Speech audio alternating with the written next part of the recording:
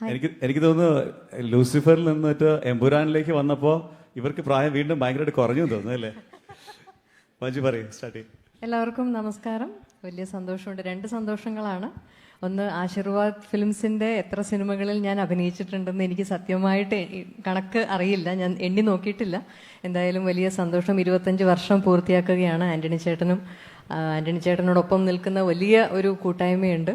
അപ്പോൾ ഇനിയും ഒരുപാട് നല്ല സിനിമകൾ ഉണ്ടാവട്ടെ എന്നും അതിൽ എനിക്കും ഭാഗമാവാൻ സാധിക്കട്ടെ എന്നും, ആന്റണി ചേട്ടൻ്റെ ഒരു അർപ്പണബോധവും ഒരു ദീർഘവീക്ഷണവും ഒക്കെ എന്നെ എപ്പോഴും വല്ലാതെ ഇമ്പ്രസ് ചെയ്തിട്ടുണ്ട്. അപ്പോൾ ആ ഒരു ആന്റണി ചേട്ടൻ്റെ ആ ഒരു ഡെഡിക്കേഷനോടൊപ്പം തന്നെ ലാലേട്ടൻ എന്ന വലിയ വൃക്ഷത്തിൻ്റെ ഒരു ആശീർവാദത്തോടു കൂടി ഇനിയും ഒരുപാട് ഉയരങ്ങളിലേക്ക് പോകാൻ ആശീർവാദ് ഫിലിംസിന് സാധിക്കട്ടെ എന്ന് ആത്മാർത്ഥമായിട്ട് ആശംസിക്കുന്നു. പിന്നെ എമ്പുരാൻ, ലൂസിഫർ എന്ന എൻ്റെ സിനിമാ ജീവിതത്തിൽ എനിക്ക് ഏറ്റവും ഇഷ്ടമുള്ള, എനിക്കും സിനിമ കണ്ടവർക്കുമൊക്കെ ഏറ്റവും ഇഷ്ടപ്പെട്ട ഒരു കഥാപാത്രമാണ് പ്രിയദർശിനി. അപ്പോൾ പ്രിയദർശിനിയുടെ യാത്ര എമ്പുരാനിലൂടെ തുടരുകയാണ്.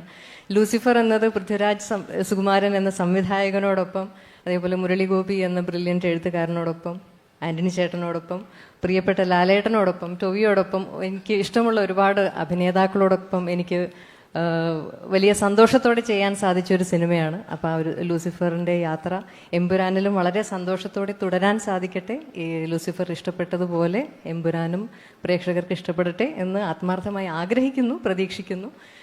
സത്യമാവട്ടെ.